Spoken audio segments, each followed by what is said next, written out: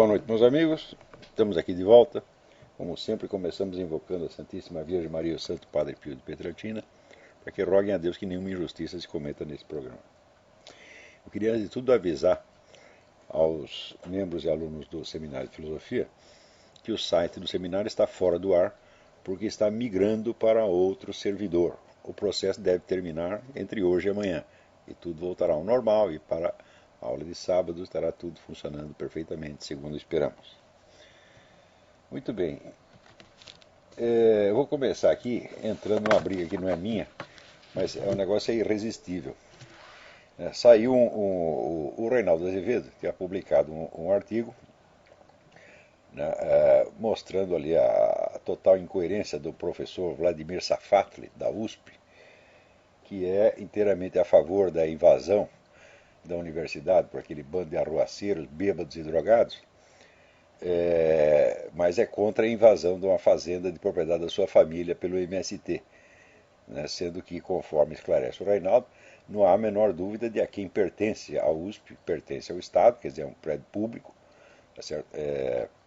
Ao passo que a propriedade da fazenda do seu Safatli está contestada na justiça. Quer dizer que haveria muito mais razões para ele preservar a propriedade pública, a propriedade que é do povo, paga com dinheiro dos impostos, tá certo? Do que para ele defender a propriedade da sua família. O seu Safatli, então, ficou brabíssimo por causa disso e publicou um artigo na USP que começa, publicou um artigo na Folha de São Paulo, perdão, e começa assim: o estilo é o próprio homem. Esta frase do Conde de Buffon, enunciada à ocasião da sua entrada na Academia Francesa, merece ser levada a sério. Ela nos lembra como determinados homens sabem que nada lhes é mais importante do que conservar um certo tom, uma forma que aparece sobretudo na palavra escrita. Eles sabem que se perderem tal forma, trairão o que lhes é mais importante, a saber, um modo de ser.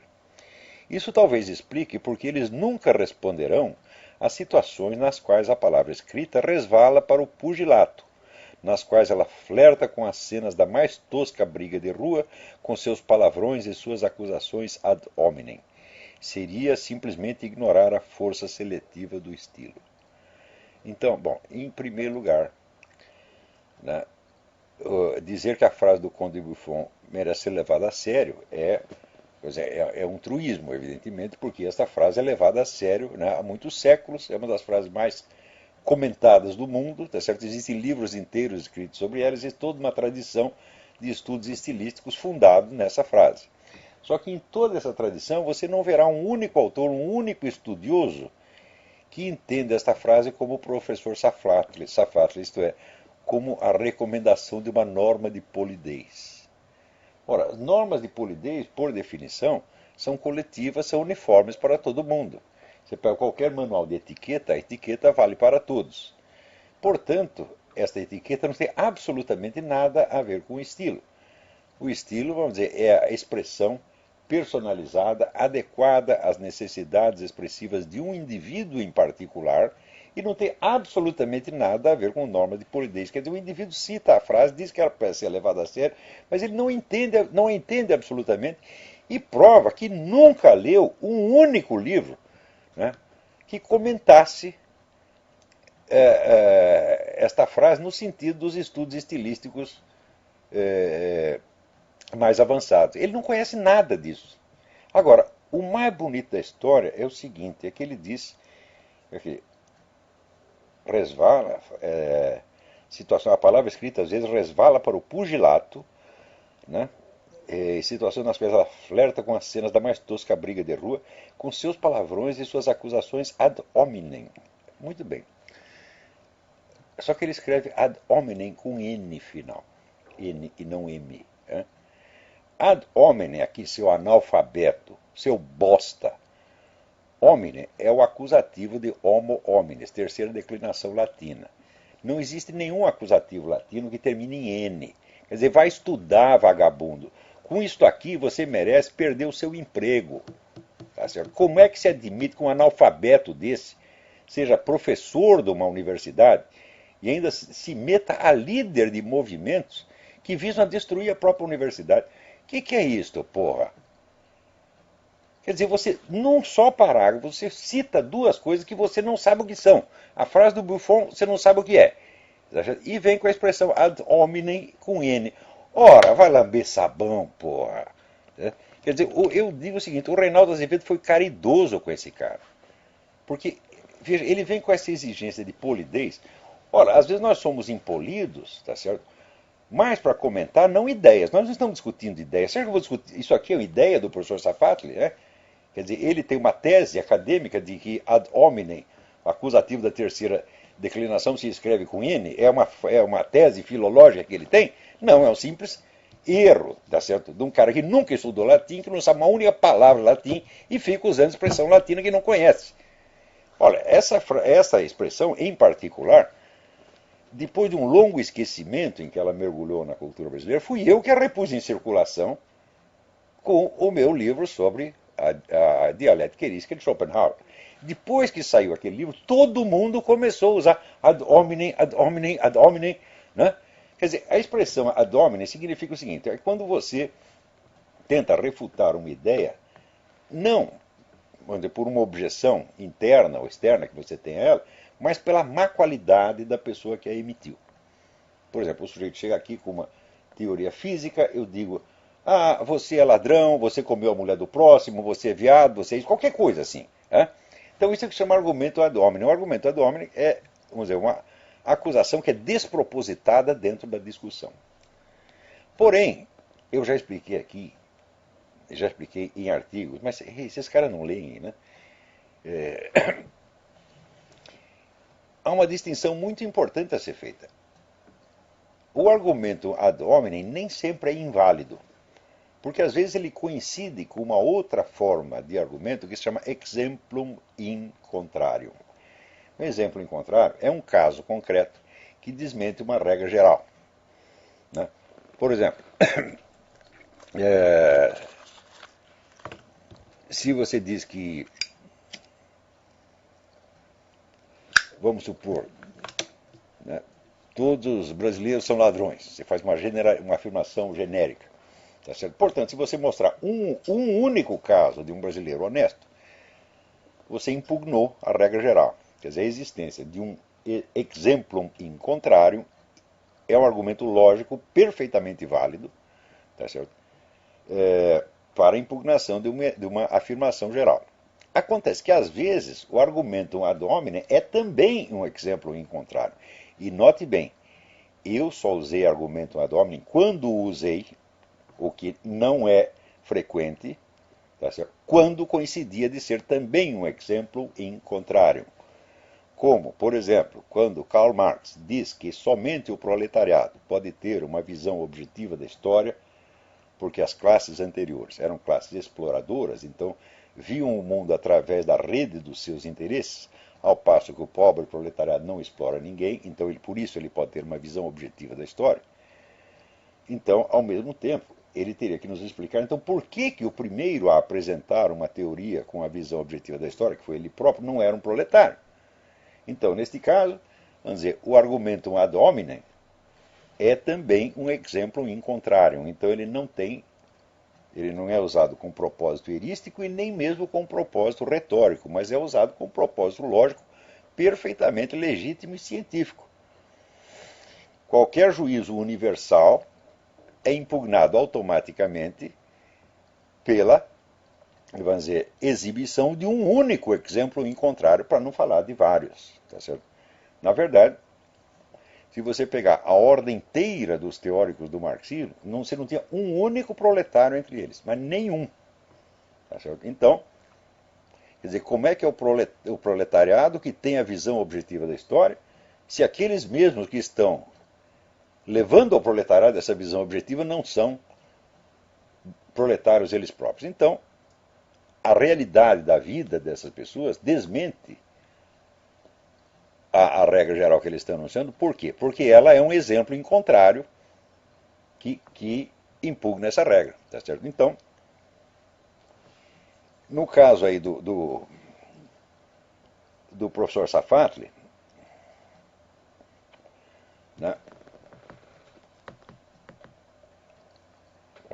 o exemplo, o argumento ad hominem usado contra ele, embora moralmente justificado, não tem valor lógico.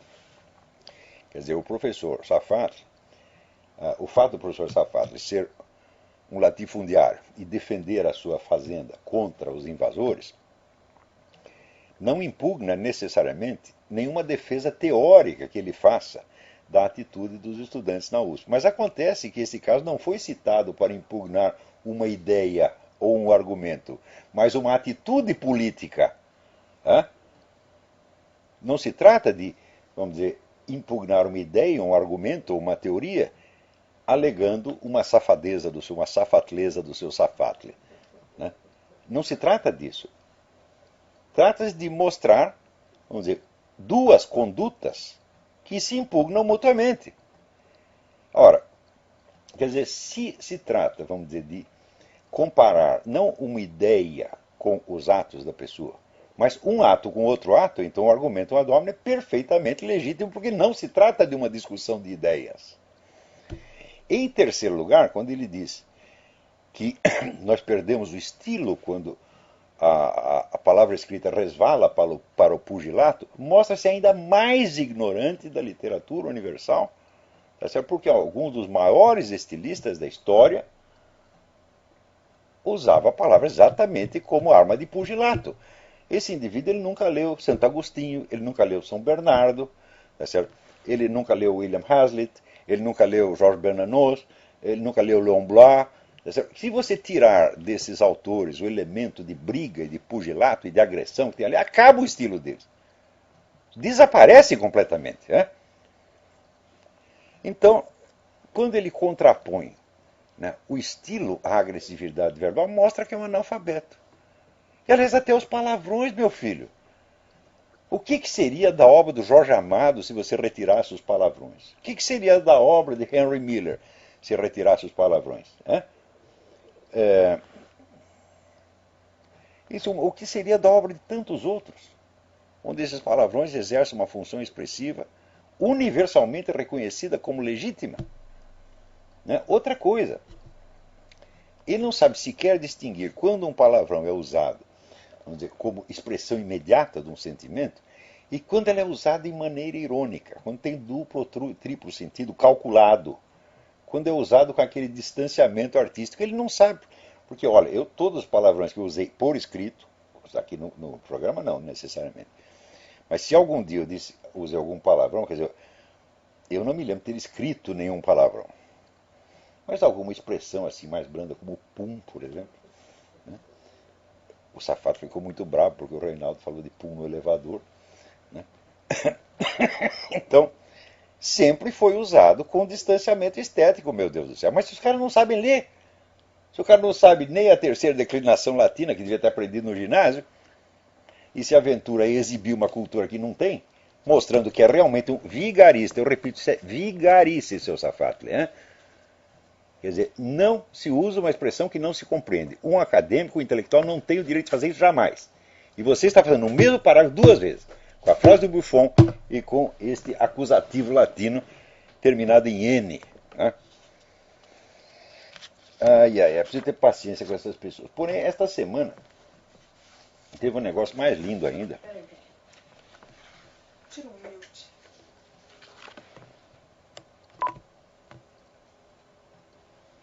No Facebook tá tudo certo, no blog tá por ninguém tá mudando. Tudo bem.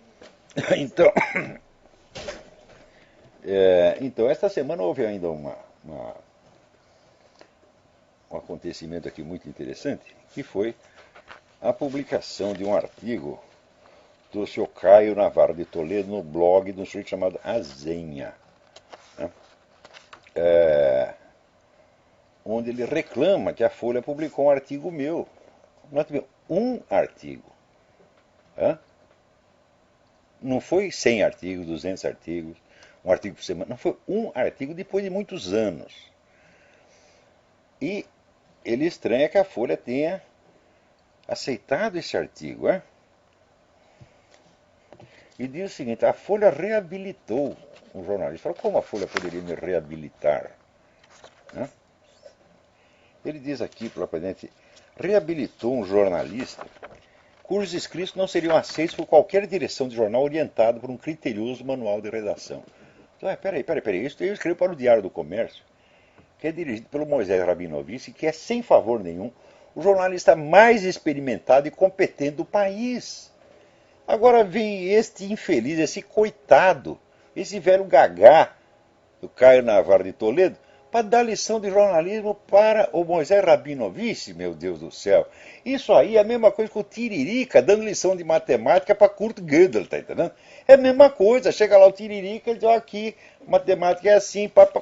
Quer dizer, quem é você perto do Moisés Rabinovich, rapaz?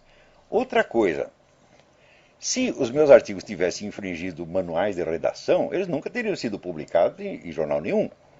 Mas o fato é que durante 5 anos foram publicados no Globo. Será que ninguém percebeu que eles estavam infringindo o manual de redação? Né?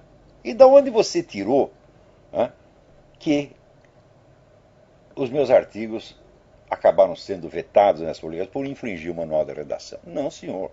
Eu vou lhe dar um exemplo. Na Zero Hora, meus artigos foram vetados porque um dia eu escrevi um artigo que acusava a filha do seu Lula de estar envolvida numa tramóia, tá certo?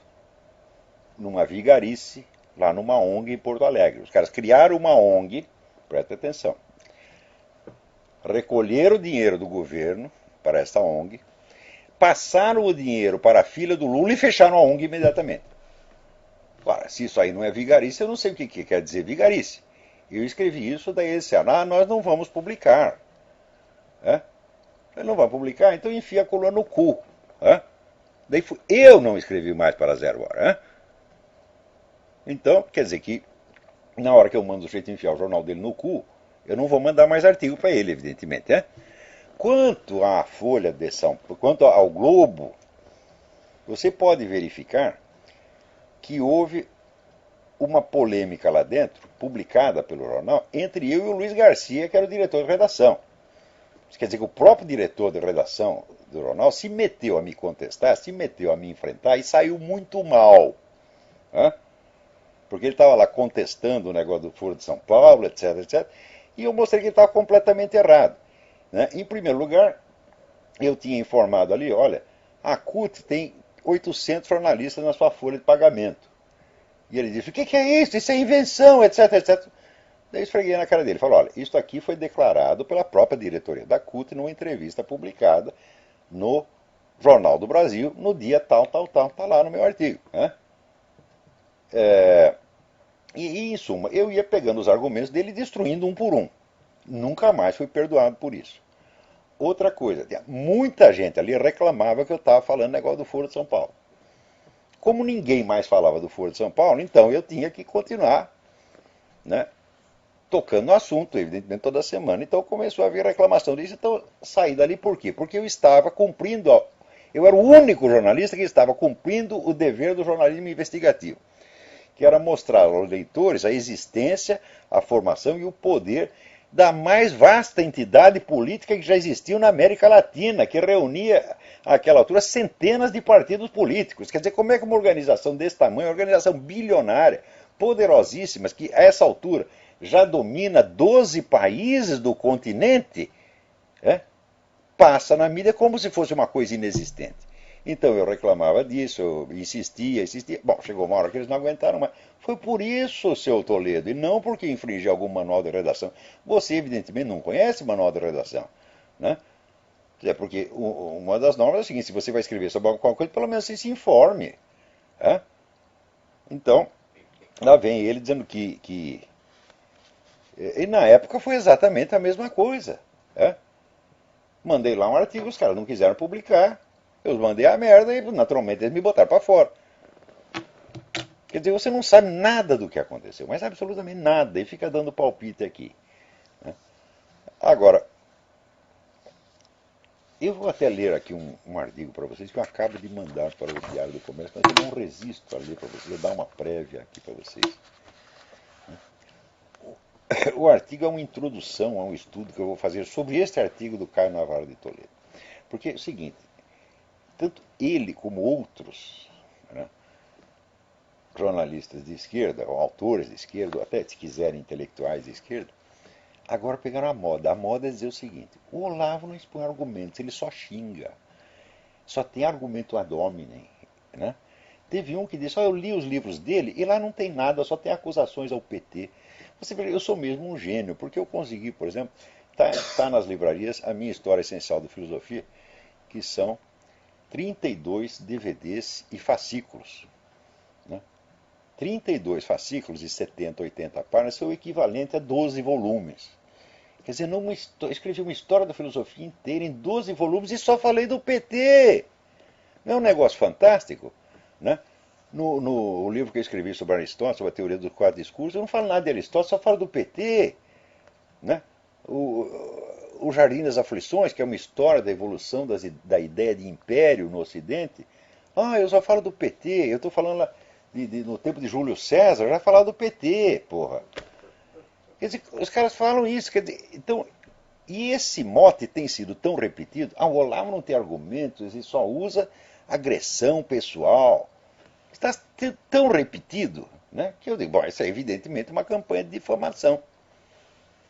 Ô, seu Toledo, você merece um processo por causa disso. Porque meus artigos têm mais análises, mais argumentos, mais informações do que tudo que você escreveu ao longo dos últimos 20 anos, meu Deus do céu. E ele diz o seguinte também aqui: não cabe examinar o caráter e o significado do panfletarismo arquiconservador desse senhor. Quer dizer, 2 vezes ele diz que não vai examinar. Eu digo, peraí, isso quer dizer que você não vai examinar os meus argumentos? Você não vai apresentar argumentos contra mim? Quer dizer, se você se recusa a argumentar, e daí você deduz que quem não tem argumento sou eu só posso concluir que você está louco, porque isso é delírio projetivo. Quem não está apresentando argumento é você. Aliás, você diz que não vai apresentar. Né?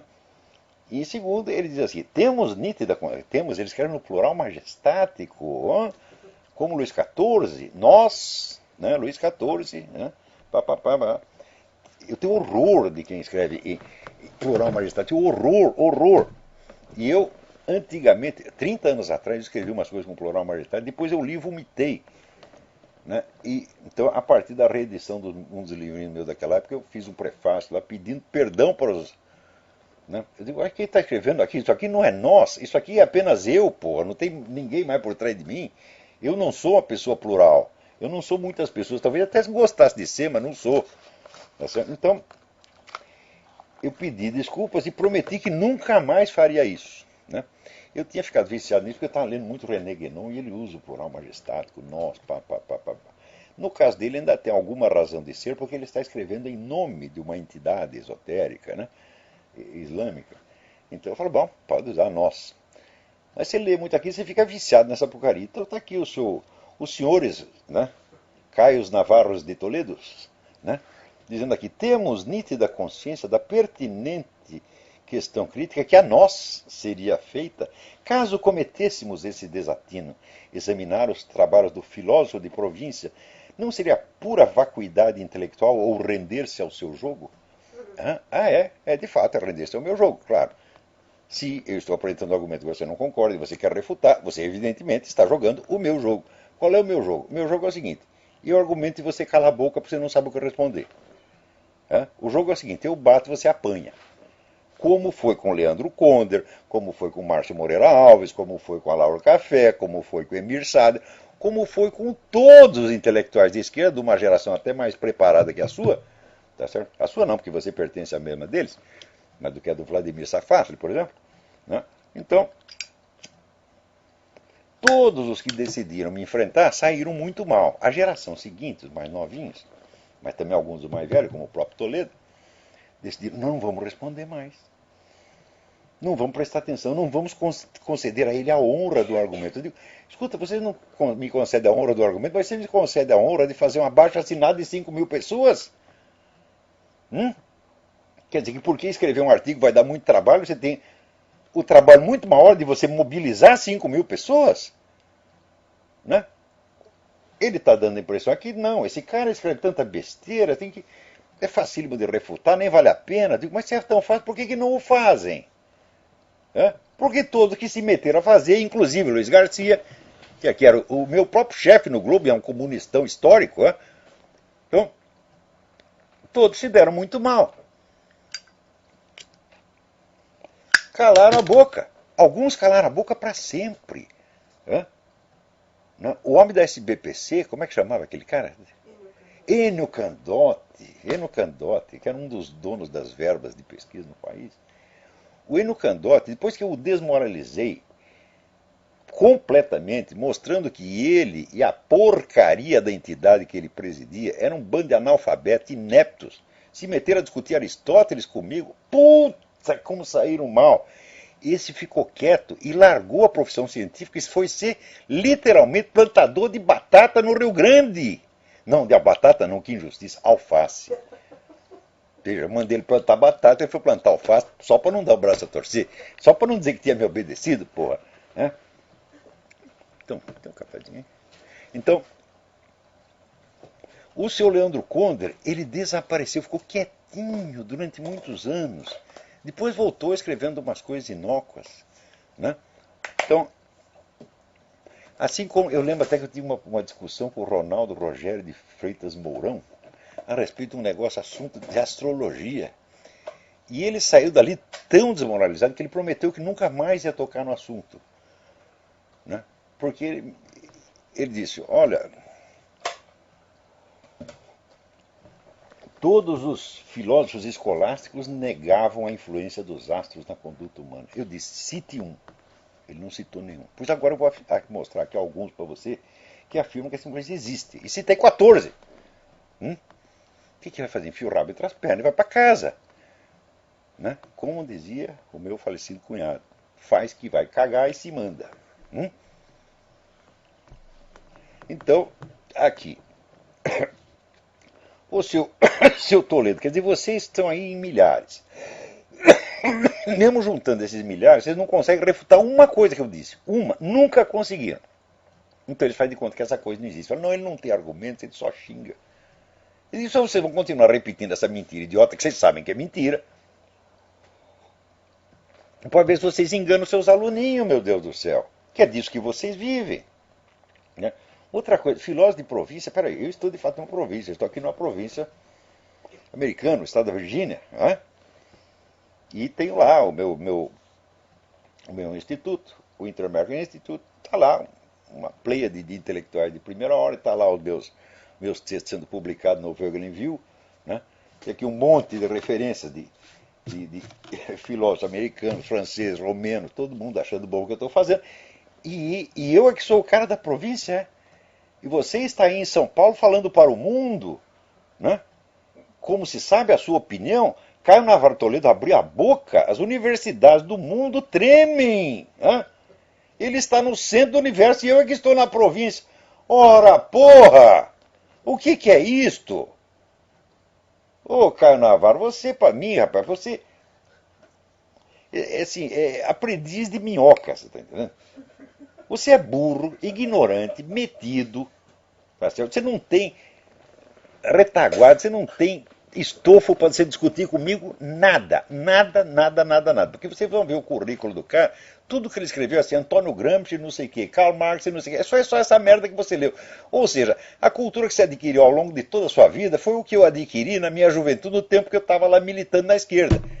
Porque eu li muito Marx, li muito Lenin, li mais do que você. Tá? Que nem o Alaor Café, que se aventurou a fazer um debate, senão eu vou expor o ponto de vista marxista, etc, etc. Eu falei, mostrei que ele não entendia merda nenhuma de marxismo, porra.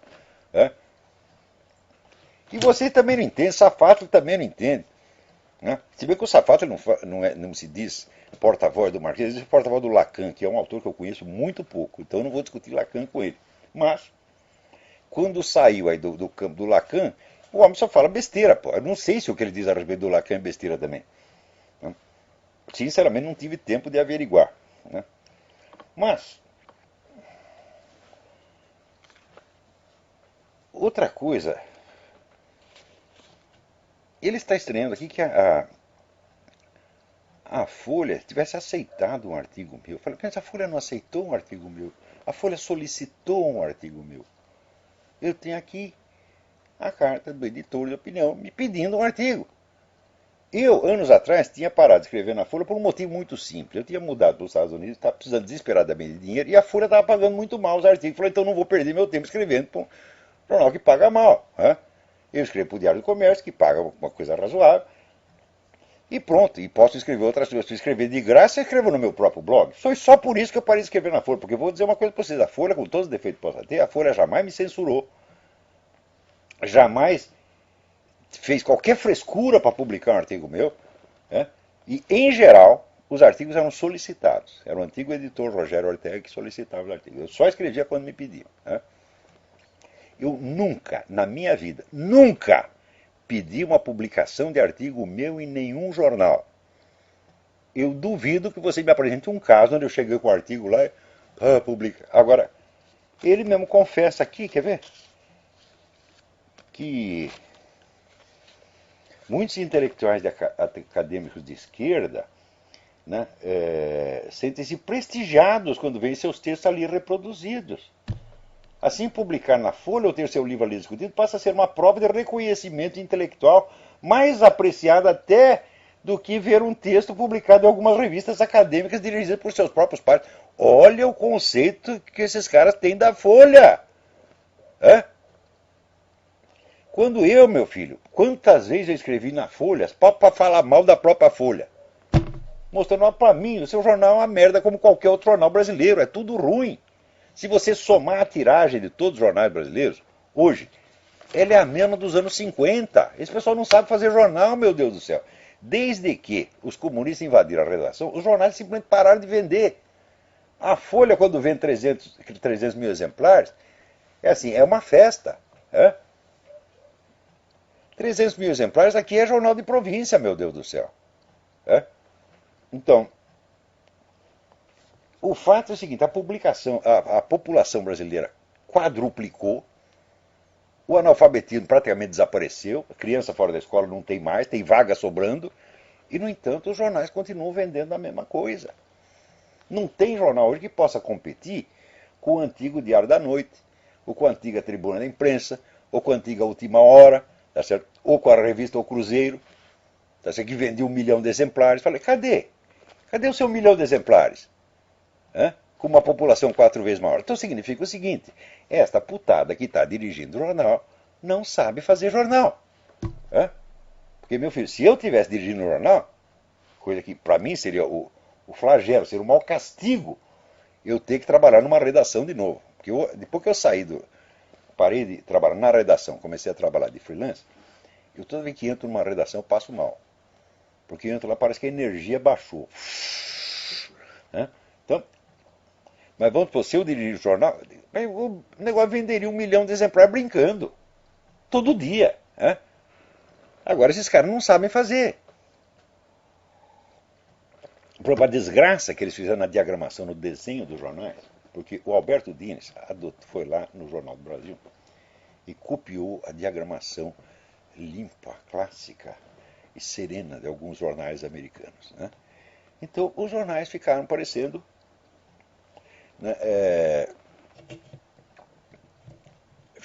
catálogos, assim, uma coisa sem graça, absolutamente.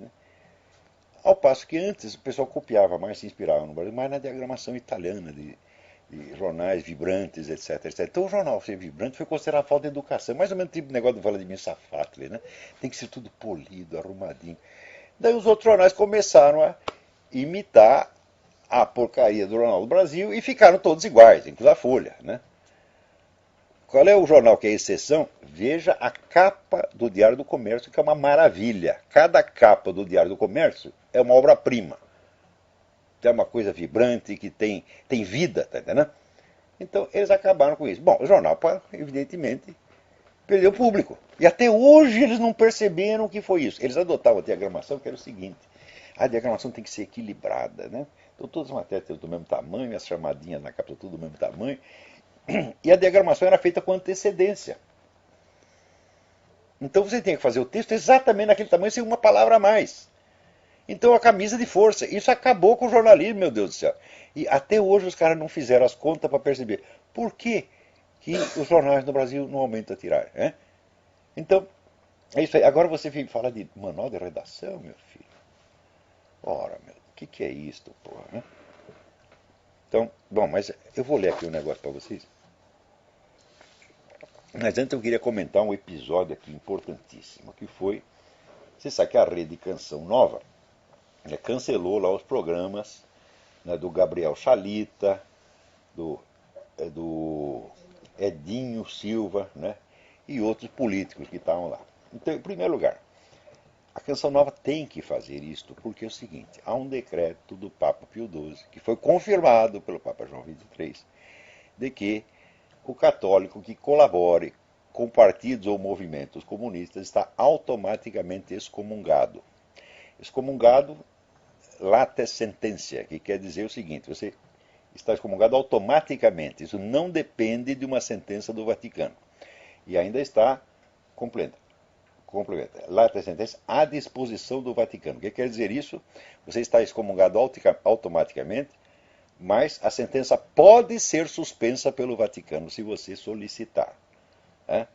Portanto, a excomunhão não depende de uma sentença do Vaticano, porém, a suspensão da excomunhão depende. Então o negócio é gravíssimo. Ora, isso quer dizer que o número de excomungados que tem na Igreja Católica é fantástico, e que eu saiba, nenhum deles pediu a suspensão da excomunhão até hoje. Não é isso? Então, pessoas como Frei Beto e Leonardo Boff nunca foram expressamente excomungados, mas estão excomungados. O Lula está excomungado. O pessoal do PT todo está excomungado. Ora, o pessoal da Canção Nova, o bispo lá, se tocou, falou, peraí, não vamos fazer isso, nós estamos colaborando com o movimento comunista, isso não pode fazer. Agora, o que aconteceu em seguida? O Ministério Público está investigando a concessão da Canção Nova e já ameaçando suspender a Canção Nova. Isso quer dizer o seguinte, que a Rádio Católica é obrigada a transmitir programas anticatólicos, programas pró-comunistas, pró-abortistas, etc, etc. Senão nós fechamos. O que é isso aí? Isso é ditadura comunista, meu Deus do céu. Ou vocês não estão percebendo?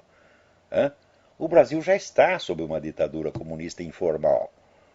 Porque você veja, num jornal, aqui o próprio seu Toledo reconhece que há uma multidão de intelectuais e acadêmicos de esquerda escrevendo na Folha de São Paulo. No Globo, então, nem se fala. No Globo, o próprio Luiz Garcia confessou que a esquerda inteira estava escrevendo no Globo e que eles decidiram contratar um não esquerdista, que era este que vos fala, para não dar na vista. E que depois se arrependeram. Um direitista é demais. Então significa o seguinte, que o total controle da mídia pela esquerda já está vigente. Ele só não existe o controle no sentido econômico. Não há um controle formal. Porque eles dizem, nós somos contra a linha editorial da Folha. Peraí, a linha editorial, o que quer dizer a linha editorial da Folha? É a expressão ambígua? A linha editorial é aquela que orienta todo o noticiário e as páginas de opinião inteira. E não somente aqueles paragrafinhos chamados expressamente editorial. São artigos curtinhos no qual o jornal exprime a sua opinião. Ora, a linha editorial da Folha no sentido amplo é esquerdista. Só que às vezes no editorial eles não são tão esquerdistas. Como, por exemplo, quando eles publicaram em 2009 um editorial dizendo que a ditadura no Brasil não tinha sido uma coisa assim tão autoritária, tão grave, tão drástica quanto se dizia, sobretudo comparando com Cuba. Cuba chegou a ter 100 mil prisioneiros políticos num país que é 16 vezes menor que o Brasil. O Brasil teve 2 mil prisioneiros políticos ao longo de 20 anos. Alguns deles assim entravam e saíam, como Enio Silveira, ia lá, ficava 3 dias e ia embora. Então, eles disseram isso e disseram que não era uma ditadura, mas era uma ditabranda. Para quê? Um editorialzinho de 20 linhas. Choveu protesto e fizeram a manifestação de protesto na frente do jornal. Quer dizer, não pode ter um artiguinho. Veja o nível de controle que esses caras exercem.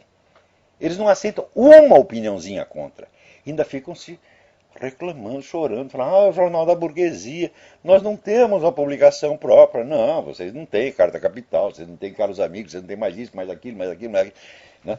Mesmo no tempo da ditadura, meu Deus do céu, está ali o pessoal do Instituto Vladimir Herzog mostrando que no tempo da ditadura eles tinham 110 publicações aqui no Brasil e mais 112 no exterior. Isso no tempo da ditadura, e se queixa de que não tem canais de comunicação. Ora, quantos jornais conservadores cristãos existem no Brasil? A outra coisa, você pega todos os jornais brasileiros, me mostra um deles que tenha na direção de redação um conservador cristão. Nenhum. Me mostra um jornal que escreve editoriais contra o movimento gay ou contra aborto. Nenhum. Ou seja, o programa do marxismo cultural já foi inteiramente subscrito pela mídia que a esquerda chama de direita. Então significa o seguinte, eles têm o poder sobre a mídia, só que não é o poder total ainda. Então o que eles fazem? Estão aí criando um encontro para discutir meios de controle da mídia, coisa promovida pelo seu Franklin Martins. Então, no Brasil, são os jornalistas que querem acabar com a liberdade de imprensa. Por quê? Porque a classe jornalista foi profundamente penetrada pelo Partido Comunista, pela AP, pela VAR Palmares, por todas as entidades terroristas, e os caras estão lá ainda, são os mesmos. No tempo da ditadura, você não tinha um jornal dirigido por gente de direita, nenhum único. Era aqui. A quem mandava no Jornal da Tarde era o Mino Carta, quem mandava no Globo era o Luiz Garcia, né? Quem mandava na Folha era o Cláudio Abramo, trotskista histórico, e assim por diante. Então, quer dizer, já no tempo da ditadura já mandava, agora um mando muito mais e ficam choramingando que a mídia pertence à burguesia. Então significa o seguinte, você não está dizendo que essa mídia é realmente direitista. Você está dizendo apenas que ela pertence à burguesia. Embora você já tenha acesso total, você tenha um controle total do espaço, mas essa coisa ainda pertence ao seu Otávio Frias, a não sei quem, aos Marinho. Isso você não quer isso. Você quer o controle da empresa e não somente do conteúdo do jornal. É isso que eles estão fazendo, meu Deus do céu. Né? Então, será que dá tempo de eu ler isso aqui? Então, olha, e também vocês têm que lembrar o seguinte, quem botou essa gente para fora da Canção Nova foi a mobilização da massa dos fiéis. Meu Deus, já está na hora dos cristãos no Brasil tomarem consciência de que eles têm poder. Nós somos muito mais do que eles, porra. É uma questão de organizar esta massa e fazer a voz dela ser ouvida. Não é só em eleição, não, porque eleição é de 4 em 4 anos, meu filho. Você tem que ir para a rua, você tem que esbravejar. Você vê esses caras, eles fazem manifestação até contra um editorial que o jornal publicou. Agora, quando eles se mobilizam, vamos dizer, para fechar uma rádio, porque a rádio não quer conversa comunista lá dentro, o que nós fazemos? Nós temos que nos mobilizar, ir lá na frente do Ministério Público e dizer, não, vocês não vão fazer isso não. Vocês não vão averiguar merda nenhuma, a concessão vai continuar como está. E tem que fazer que nem o pessoal do Occupy Wall Street, ué. O pessoal do Occupy Wall Street fala, se não fizer o que nós queremos, nós vamos tocar fogo, nós vamos soltar coquetel molotov, nós vamos matar vocês. Ora, esta é a linguagem polida, é o estilo que o senhor Vladimir Safatli gosta? Ele alguma vez reclamou que as pessoas falam isso? Ele reclama do tom que aqueles arruaceiros da USP falam? Ameaçando bater, matar, tocar fogo, destruir tudo. Não só ameaçando, como fazendo. Você vê as fotos de como a USP ficou depois que eles saíram de lá. Como é? Ainda ameaçaram de morte o Reinaldo Azevedo. Quer dizer, é este... O sujeito ameaça o Reinaldo Azevedo de morte e você quer que ele responda polidamente, seu filho de uma puta. Quer dizer, é isso, o sujeito vem, bate em você, te agride, te difama, tá certo? Te ameaça, te marginaliza e quer que você responda com polidez. Quer dizer, é uma coisa, uma prepotência inumana, seu safado. E vem aqui que eu digo a mesma coisa para você. Também faço para você a mesma promessa que eu fiz para o Quartinho de Moraes. Quer discutir comigo? Eu pago uma passagem para você vir aqui para os Estados Unidos. Tiro no meu bolso e pago para você vir aqui. E nós gravamos a discussão. E você vai ver que você sai aqui de 4 chorando.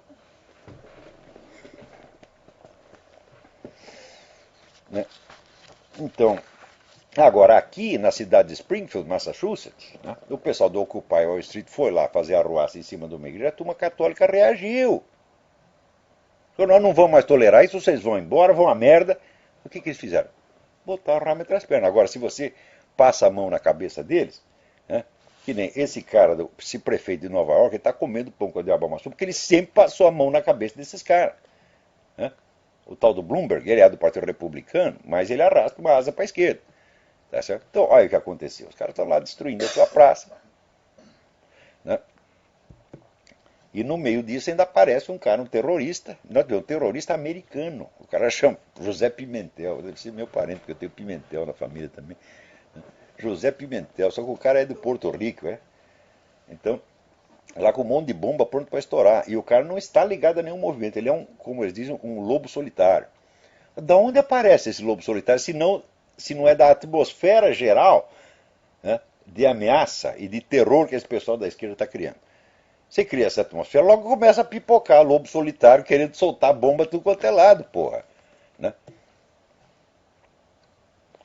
Agora, muito bem, olha, eu vou... Será que dá tempo? Eu vou ler um pedacinho aqui. O artigo chama-se O Poder da Loucura. O discurso comunista mudou muito ao longo dos tempos. Começou declarando que a classe revolucionária incumbida de destruir o capitalismo era o proletariado industrial. Desde Herbert Marcuse, acredita que os proletários são os vendidos e que a tarefa de transformar o mundo cabe aos estudantes, prostitutas, bandidos e drogados. No Brasil, também aos funcionários públicos, que Marx considerava aliados naturais da burguesia. Começou proclamando que ideias e doutrinas eram apenas um véu de aparências tecido em cima do interesse de classe.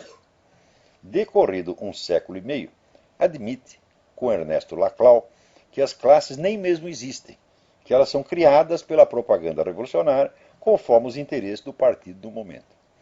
É difícil debater com gente que muda de conversa cada vez que a discussão é aberta. Mas uma coisa é inegável.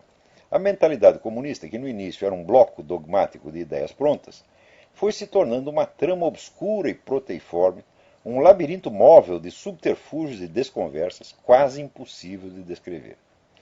Na mesma medida, a adesão ao comunismo, que era a aceitação pura e simples de um esquema explicativo prêt-à-porter, foi se transmutando num processo psicológico complexo que se parece menos com a crença numa ideologia do que com a contaminação neurótica numa massa turva de sentimentos confusos. Esse processo reflete a adaptação progressiva do movimento comunista às situações culturais criadas pelo descrédito intelectual do marxismo originário e pela necessidade de substituí-lo por novas versões cada vez mais escorregadias, imunes à crítica racional. Parênteses. Ou seja, o marxismo começou proclamando que ele era uma ciência objetiva da sociedade. Passados 100 e poucos anos, né, vem o negócio do desconstrucionismo, que diz que não existe ciência objetiva nenhuma, que não existe nem a realidade, tudo que existe é a fala e o discurso. E os caras acreditam que há uma continuidade, que ainda é a mesma doutrina. O que é isso, meu Deus do céu? Se tivesse a esquerda toda, todo mundo aderiu ao desconstrucionismo. Mas continua achando até que são marxistas. Então você vê como o negócio é plástico. Ao longo desse processo, a propaganda comunista, que no início era propriamente uma doutrinação, repetição obsessiva de teses dogmáticas, foi se transformando cada vez mais num envolvimento emocional sem conteúdo doutrinal explícito, inoculando nos militantes menos uma concepção do mundo do que um sentimento de participação comunitária fundado no ódio a entidades cada vez mais vagas e menos definíveis. Em vez de perder credibilidade, porém, o discurso comunista ganhou força com isto, precisamente na medida em que já não é mais um discurso, em sentido estrito, e sim um aglomerado de símbolos de grande penetração emotiva, muitos deles não verbais, que apelam por igual às frustrações e ressentimentos mais disparatados, unificando, por incrível que pareça, o ódio de feministas e gaysistas à moralidade religiosa tradicional e a hostilidade fundamentalista islâmica ao imoralismo decadentista das sociedades ocidentais. A coerência do discurso ideológico já não importa mais. Só o que conta é a sedução, infinitamente adaptável aos interesses mutuamente contraditórios dos grupos sociais mais diversos, todos mesclados numa atmosfera emocional difusa, onde todos os gatos são pardos e todos os pretextos são bem-vindos. Por isso mesmo, a mente dos comunistas individuais, especialmente daqueles que atuam publicamente como intelectuais, foi se tornando cada vez mais complexa e inapreensível, suas falas cada vez mais elusivas e escorregadias, ao ponto de que suas opiniões já não podem ser discutidas, apenas analisadas como sintomas de um estado de espírito nebuloso que elas não expressam diretamente, apenas insinuam por entre sombras, como na linguagem dos sonhos. A coesão de um discurso pode ser interna ou externa. No primeiro caso, as partes estão unidas umas às outras por um vínculo lógico. No segundo, pela referência a um conjunto de fatos ou coisas reconhecíveis. As duas formas de coesão podem vir articuladas quando a coerência interna do discurso busca refletir com fidelidade um conjunto de relações objetivas. Mas há ainda uma quarta possibilidade.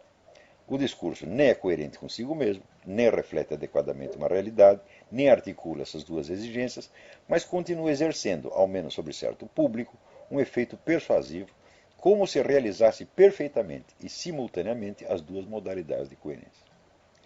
Isso acontece quando, sob a aparência de defender ideias ou expor fatos, ele não faz realmente nem isto nem aquilo, mas expressa apenas o sentimento de identidade do grupo social a que se destina. Como aí as ideias e fatos já não interessam por si mesmos, mas apenas como símbolos evocadores de certas reações emocionais, tudo o que o discurso precisa para que o aceitem como veraz e coerente, sem ser uma coisa nem a outra, é usar os símbolos corretos, capaz de despertar automaticamente as respostas instintivas desejadas. Para isso, evidentemente, esses símbolos têm de ser de uso geral e corrente no público-alvo, têm de ser lugares comuns, chavões, frases feitas, clichês. Uma linguagem de clichês pode ser usada deliberadamente, com arte e técnica, por um demagogo ou propagandista hábil, dominador dos meios de manipular as emoções do público. Mas também pode acontecer que, usada em excesso, ela se dissemine ao ponto de usurpar o lugar das outras formas de discurso, tornando-se o linguajar geral e espontâneo, o modo de pensar de todo um grupo falante, de toda uma coletividade de intelectuais.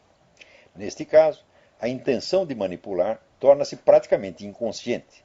O que era demagogia torna-se uma forma de inocência perversa, cujo praticante já não pode enganar os outros senão na medida em que se engane a si mesmo. A mentira deliberada desaparece do horizonte de consciência e se transmuta em fingimento histérico, constantemente reforçado pela autopersuasão compulsiva, em que a falsidade absoluta dos pretextos alegados contrasta pateticamente com a intensidade real dos sentimentos que despertam. O processo culmina num estado de completa alienação, em que vidas inteiras se constroem sobre a ignorância radical das condições objetivas que as fundamentam. Quanto mais vasto o grupo social envolvido nesse jogo de teatro, mais vigoroso o reforço que cada um dos atores recebe de seus pares. Na mesma proporção, vai-se ampliando a permissão para que a prática costumeira da incoerência e da falsidade vai-se ampliando a permissão para a prática costumeira da incoerência e da falsidade, até que todo o resíduo de compromisso com a razão e os fatos seja abolido, trocado pela intensificação crescente do sentimento de identidade grupal, que a essa altura passa a valer como o único critério de veracidade concebível. Não é preciso dizer que esse sentimento, na medida em que se intensifica, fortalece a coesão e a capacidade de ação unificada do grupo envolvido, resultando, por vezes, em acréscimo do seu poder político. Assim se explica o paradoxo aparente de que, ao longo do século XX, os grupos mais intoxicados de ideias inverídicas e absurdas, os comunistas e os nazistas, saíssem frequentemente vencedores na disputa com adversários mais sensatos e realistas. Invertendo o otimismo inaugural da modernidade, que pela boca de Sir Francis Bacon proclamava conhecimento é poder, a evolução dos acontecimentos mostrou que, se esse slogan continua válido no campo da ciência, da técnica e da indústria, na política, a ignorância, a inconsciência e a loucura são armas nada desprezíveis. E isto não apenas no sentido banal de que a sonsice das massas pode ser manipulada por um demagogo esperto, mas no sentido muito mais temível de que o manipulador pode se tornar tanto mais eficiente na medida em que ele próprio seja ignorante, inconsciente e louco. No Brasil, o fenômeno de alienação aqui descrito se apossou de praticamente toda a intelectualidade esquerdista ao longo do processo mesmo da conquista da hegemonia e do poder pelos partidos de esquerda. O sucesso político reforçando a loucura ao mesmo tempo que se beneficiava dela. Há muitos anos não leio uma só linha escrita por um intelectual de esquerda neste país onde não se note uma linguagem de chavões auto-hipnóticos, substituindo e abolindo as exigências mais elementares da razão e do senso de realidade. Os exemplos são tantos e tão onipresentes que a única dificuldade em colhê-los é o embarras de choix. Em compensação, eles se parecem tanto uns com os outros, a uniformidade psíquica que os inspira no fundo é tão patente e repetitiva, que examinar um deles é, de certo modo, dar conta de todos. Em artigos seguintes desta série, examinarei com certa minúcia um desses escritos, tomado como amostra de laboratório. Ele não se distingue em nada de seus similares que circulam às pencas pela mídia impressa e pela internet. Escolhi-o por duas razões apenas.